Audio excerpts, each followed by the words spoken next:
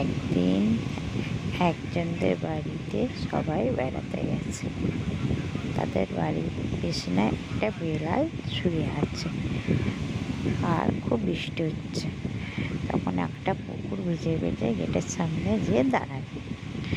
তখন বিড়ালটা বলছে, হাত ভেজে ভেজে গো গা, আমি যেন বসে আছি গৃহস্থর মা। তখন কুকুরটা শুনে চলে গেছে। তারপর বাড়ির লোকেরা ফিরে এসেছে। মাছ খেয়েছে একদিন বিড়ালটা, তাকে মেরে গলায় দড়ি দিয়ে হাত পা বেঁধে নিয়ে যাচ্ছে রাস্তা দিয়ে। তখন কুকুরটার সাথে আবার দেখা হয়েছে। তখন কুকুরটা বলছে,